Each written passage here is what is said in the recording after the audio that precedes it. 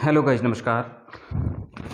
आपका eco 024 YouTube channel पर भरपूर स्वागत है। आज अपन लोग अभी बात करेंगे अर्थशास्त्र के अगले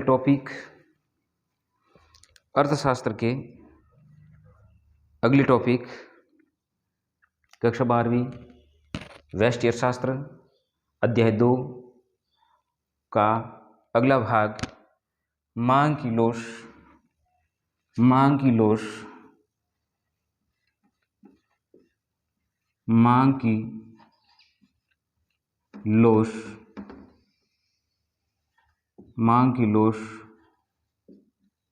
को मापने की विधियाँ। मांग की लोच को मापने की विधियाँ। मांग की लोच को मापने की मुख्य रूप से 4 विधियाँ हैं। उनमें पहली है कुल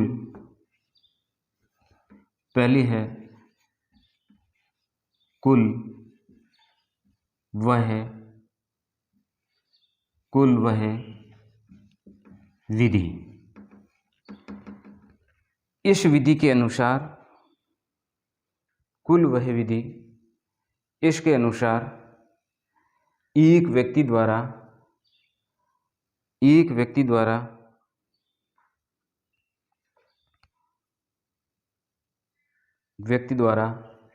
अपनी आय से जो वस्तु वह खरीद रहा है उस पर कितना भाग खर्च कर रहा है, उनका जो मापन करने के लिए जो प्रयोग में लाई जाती हैं, कुल वह विधि के से लाई जाती हैं। इस विधि का प्रतिपादन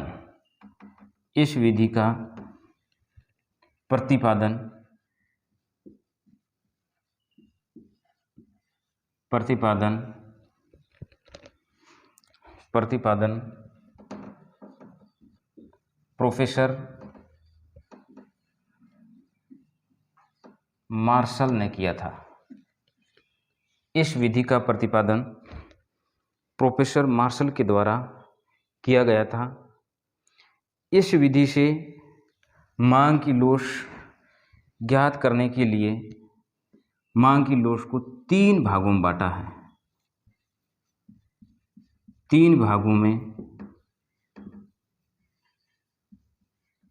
बांटा गया है। पहली है इकाई के बराबर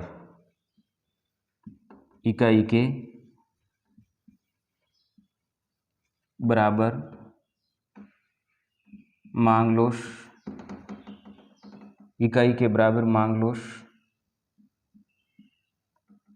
इसको लिखा जाएगा ईडी बराबर 1। ईडी बराबर 1। मार्शल के अनुसार किसी वस्तु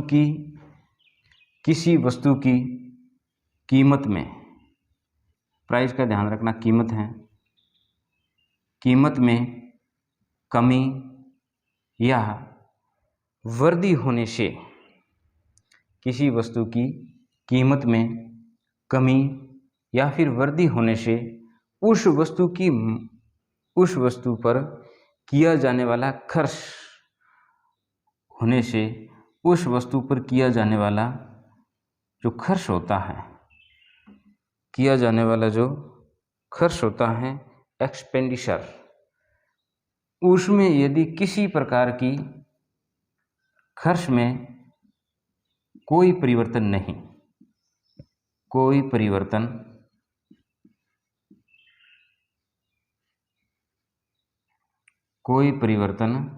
नहीं, इस प्रकार की विधि को इकाई के बराबर मांग की लोच कहा जाता है। यहाँ पर उदाहरण से देखिए, यहाँ पर प्राइस है, यहाँ पर डिमांड है, यहाँ पर एक्सपेंडिचर है, एक्सपेंड अर्थात खर्च है। मान लीजिए जब वस्तु की कीमत 5 रुपये थी, उस व्यक्ति के द्वारा उस वस्तु की जो डिमांड की जा रही थी 10 इकाई थी, और उस वक्त उस वस्तु पर किया जाने वाला जो कुल खर्च था वो 50 रुपये था। जैसे ही वस्तु की कीमत बढ़ कर के 10 रुपये हो गई, उस वक्त उस व्यक्ति ने उसकी मांग घटा करके 5 इकाई कर दी। अब भी उस वस्तु पर जो कुल खर्च हो रहा था उस व्यक्ति के पास से, अभी भी वो 50 रुपये की बराबरी कर रहा है। अब यदि वस्तु की कीमत में कमी हो जाए, उस वस्तु की मांग बढ़ा करके उस व्यक्ति के द्वारा 25 इकाई कर दी। अब उस व्यक्ति के द्वारा उस वस्तु पर किया जाने वाला कुल खर्च भी 50 रुपये ही है। इस प्रकार की मांग की लोच को इकाई के बराबर मांग की लोच कहा जाता है। दूसरी है प्रोफेसर के ही, इसने 3 भागों में बांटा है प्रोफेसर मार्शल ने। दूसरी है इकाई से अधिक या लोचदार मांग। दूसरी है लोचदार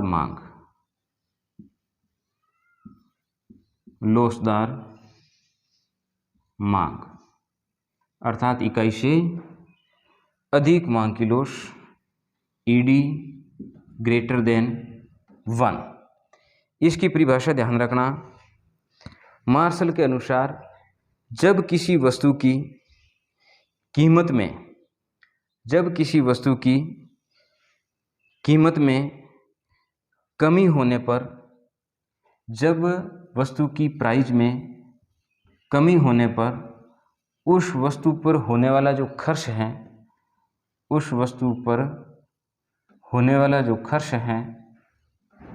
वो बढ़ जाता है, और यदि उस वस्तु की कीमत में वृद्धि हो जाए तो उस वस्तु पर होने वाला खर्च कम हो जाता है। इस प्रकार की लोच को इकाई के बराबर मांग की लोच कहा जाता है। उदाहरण से देखिए, यहाँ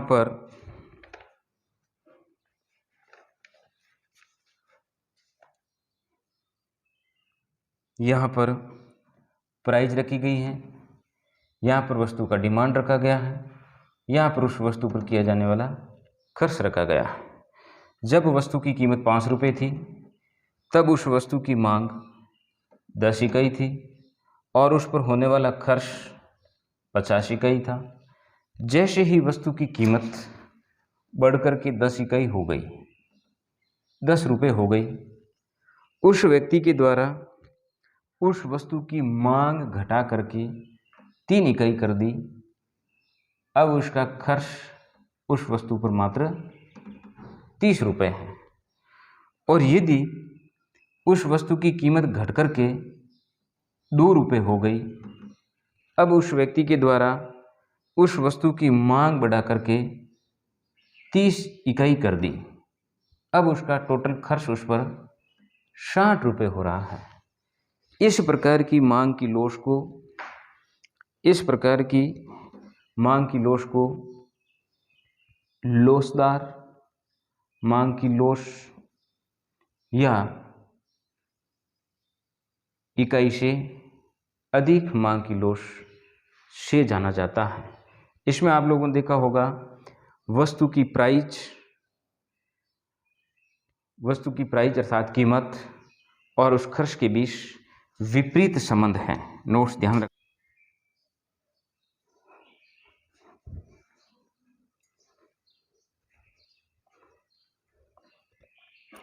ये थी कुल व्यय विधि का दूसरा भाग, लोचदार मांग या इकाई से अधिक मांग की लोच। अगली है मार्शल के द्वारा दी गई तीसरा जो भाग है मार्शल के द्वारा प्रतिपादित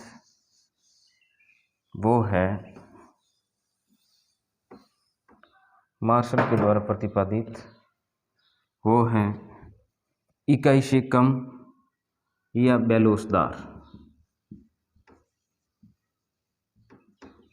इकाई से कम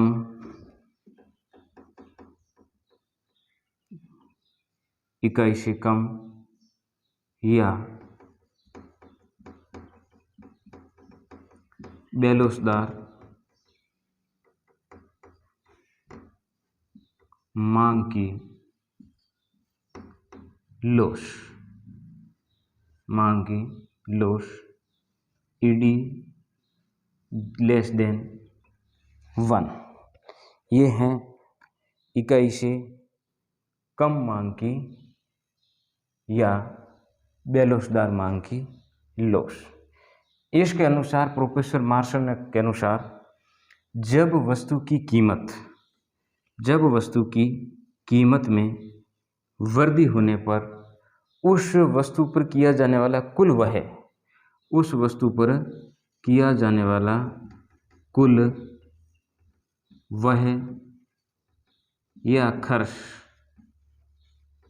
या खर्च एक्सपेंडिचर वो भी बढ़ जाता है। और यदि वस्तु की कीमत में प्राइस में कमी होने पर उस वस्तु पर किया जाने वाला कुल वह घट जाता है। इस प्रकार का जो संबंध पाया जाता हो उसे इकाई से कम या बेलोसदार मांग की लोश कहा जाता है। जैसे उदाहरण से समझिए, यहाँ पर प्राइस रखा गया है, यहाँ पर डिमांड रखा गया है, यहाँ पर टोटल एक्सपेंडिचर रखा गया है। जब वस्तु की कीमत 5 रुपये थी उस वक्त उस वस्तु की मांग थी 10 इकाई और उस वस्तु पर कुल खर्च था 50 रुपये के बराबर। अब यदि वस्तु की प्राइस बढ़ करके कितनी हो जाती हैं, 10 रुपये हो जाती हैं। अब उस व्यक्ति के द्वारा उसका डिमांड होती है 8 इकाई और कुल खर्च हो जाता है उसका 80 रुपये के बराबर। और जैसे ही वस्तु की कीमत घट कर के 2 रुपये हो जाती है, अब उस व्यक्ति के द्वारा उसकी टोटल मांग की जाती है 15 इकाई और उसका टोटल खर्च हो जाता है अर्थात कुल वह हो जाता है 30 रुपये के बराबर। यहाँ पर देखिए, जब प्राइस बढ़ी कुल वह भी बढ़ा है, जैसे ही प्राइस घटी कुल वह भी क्या हुआ है, घटा है। अर्थात इकाई से कम या बेलोसदार मांग की लोच के अंदर वस्तु की कीमत और कुल वह के बीच सीधा संबंध पाया जाता है, अर्थात धनात्मक संबंध पाया जाता है। इस विधि के अंदर कुल वह और प्राइस के बीच, प्राइस और टोटल एक्सपेंडिचर के बीच सीधा या फिर धनात्मक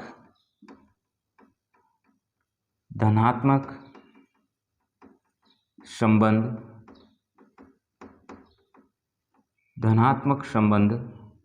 पाया जाता है। इसका भी आप लोग ध्यान रखना।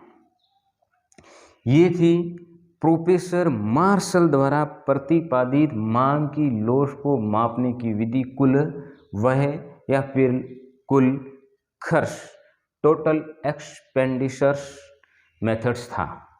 इनके अंदर इसने 3 भागों में बांटा, इकाई के बराबर, इकाई से अधिक, इकाई से कम। अब अगली अपन लोग विधि लेते हैं प्रतिशत या फलक विधि। प्रतिशत या फलक विधि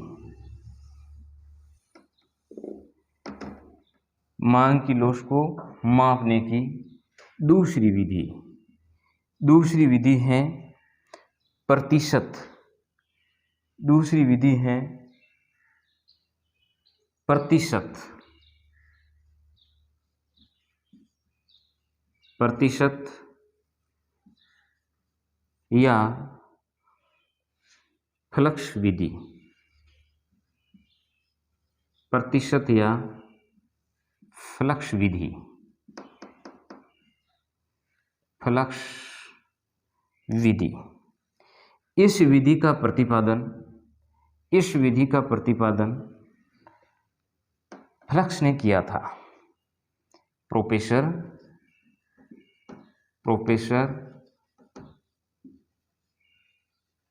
फ्लक्स ने किया था।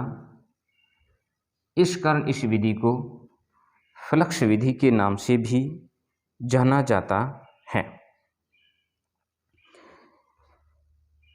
इसके अंदर मांग की लॉस को ज्ञात करने के लिए इन्होंने इसे 5 भागों में बांटा है, 5 भागों में बांटा है, 5 भागों में बांटा।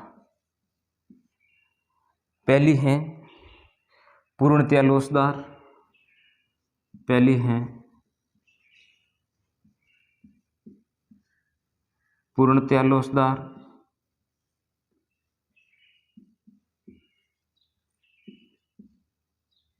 पूर्णतया लोचदार मांग ईडी बराबर अनंत। दूसरी है लोचदार, दूसरी है लोचदार मांग की लॉस अर्थात ईडी ग्रेटर देन 1। तीसरी इन्होंने बताया इकाई के बराबर, इकाई के बराबर अर्थात ईडी बराबर 1। तीसरी इन्होंने बताया है इकाई से कम या बेलोसदार,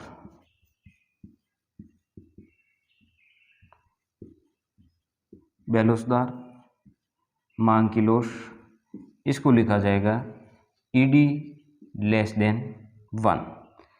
और 5वीं इन्होंने बताई है पूर्णतया बेलोसदार, पूर्णतया बेलोसदार अर्थात ईडी बराबर 0। ये है फ्लक्स द्वारा प्रतिपादित प्रतिशत या फ्लक्स विधि। इनको इन्होंने मांग की लॉस को ज्ञात करने के लिए 5 भागों में बांटा है। मांग की लॉस को ज्ञात करने का इन्होंने जो फॉर्मूला बताया था वो मैं आपको फॉर्मूला लिखवा देता हूँ। फॉर्मूला था चेंज इन डिमांड, मांग की लॉस ईडी बराबर चेंज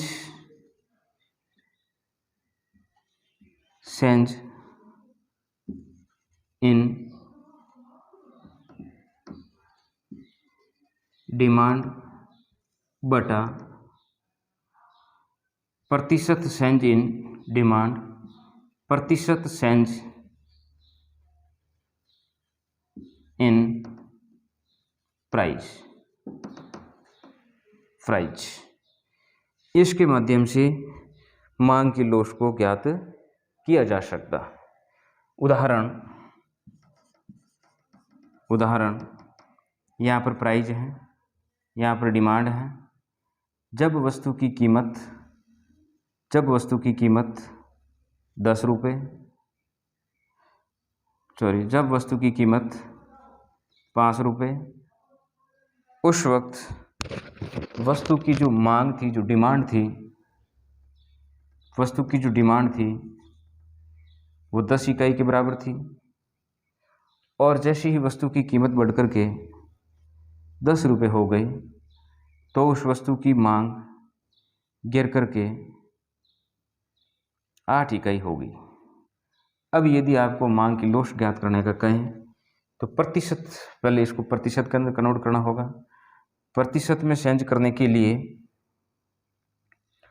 सबसे पहले प्राइस में कितना प्रतिशत परिवर्तन हुआ, प्राइस के अंदर कितना प्रतिशत परिवर्तन हुआ, चेंज इन प्राइस बटा प्रारंभिक कीमत गुणा 100 बराबर 100%। अब डिमांड में कितना प्रतिशत परिवर्तन हुआ, चेंज इन डिमांड बटा प्रारंभिक डिमांड गुणा 100 बराबर 20%। अब इस फॉर्मूला का अंदर सेट कर देंगे। चेंज इन डिमांड, डिमांड में परिवर्तन होता है, डिमांड में परिवर्तन होता है 20% और प्राइस में परिवर्तन होता है 100%। जब इसको सॉल्व किया जाएगा तब उत्तर आएगा 0.2। मांग की लोश क्या होगी, 2, अर्थात इकाई से कम मांग की लोशें हैं, इकाई से कम मांग की लोश है।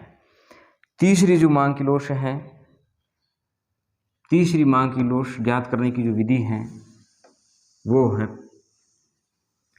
बिंदु विधि या ज्यामितीय विधि। तीसरी जो है वो है बिंदु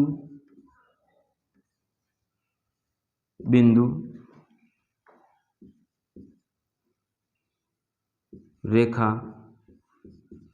विधि या ज्यामितीय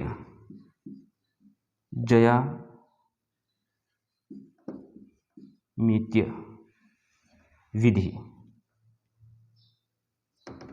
इस विधि का मांग की लोश ज्ञात करने के लिए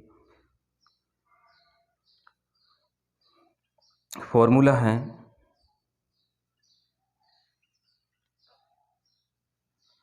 ईडी बराबर बिंदु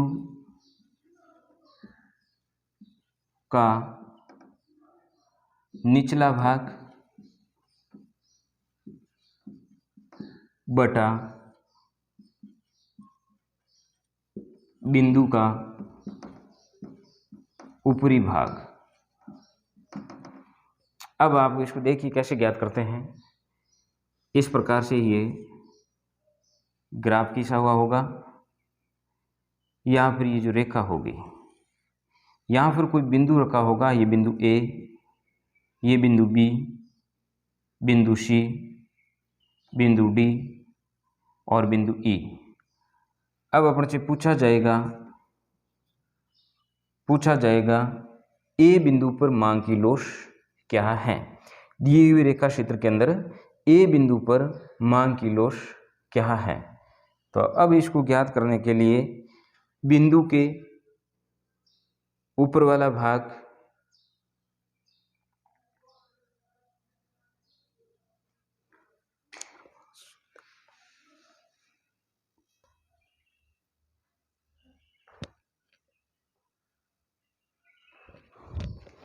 अब अपन को पूछा जाएगा दिए गए रेखा क्षेत्र में ए बिंदु पर, ए पॉइंट पर मांग की लोश होगी। ए बिंदु पर मांग की लोश, तो सूत्र होगा बिंदु का निचला भाग होगा ए ई, ईडी बराबर ए ई बटा बिंदु के ऊपरी भाग 0 है।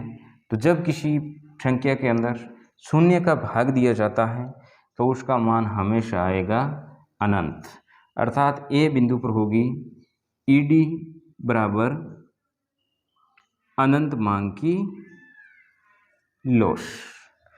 अब यहाँ पर देखिए बी बिंदु पर इसी प्रकार से ज्ञात कर सकते हैं बी बिंदु पर।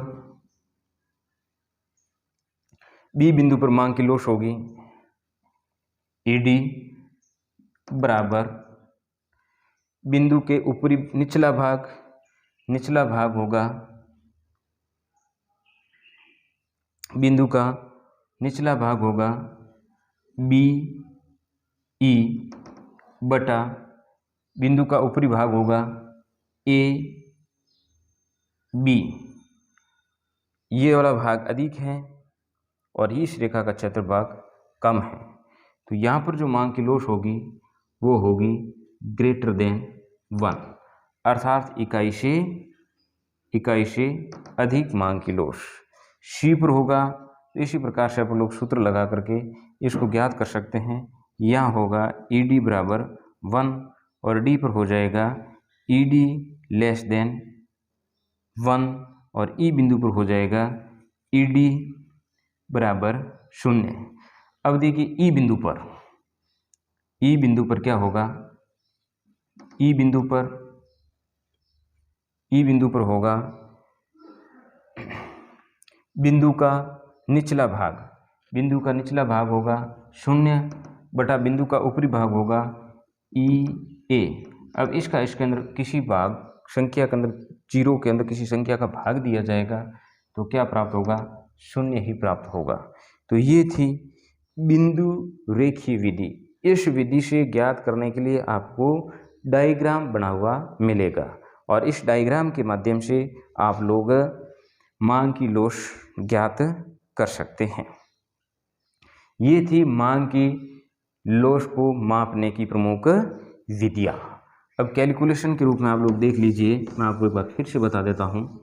मांग की लोश को ज्ञात करने की विधियाँ मुख्य रूप से 3 पढ़ी हैं अपन लोगों ने।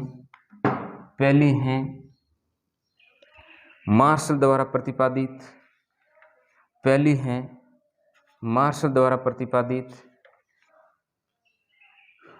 कुल वह विधि, मार्शल द्वारा प्रतिपादित कुल वह विधि, और इसे इन्होंने 3 भागों में बांटा है। पहली थी इसके अंदर ईडी ग्रेटर देन 1, दूसरी थी ईडी बराबर 1, तीसरी ईडी लेस देन 1। इन्होंने कुल वह विधि के आधार पर किया है। दूसरी विधि थी ये मार्शल द्वारा प्रतिपादित, इसका प्रतिपादन किया था मार्शल ने। दूसरी विधि थी प्रतिशत या फ्लक्स विधि। इस विधि का प्रतिपादन किया था फ्लक्स ने और इन्होंने इसको बांटा था 5 भागों के अंदर। ईडी बराबर अनंत, ईडी ग्रेटर देन 1, ईडी बराबर 1, ईडी लेस देन 1, ईडी बराबर 0, अर्थात इन्होंने इसको बांटा था 5 भागों के अंदर। इसको ज्ञात करने का जो सूत्र था प्रतिशत सेंज इन डिमांड बटा प्रतिशत सेंज इन डिमांड, प्रतिशत सेंज इन डिमांड बटा प्रतिशत सेंज इन प्राइस। अगला था अपन का ज्यामितीय, तीसरी विधि थी ज्यामितीय विधि।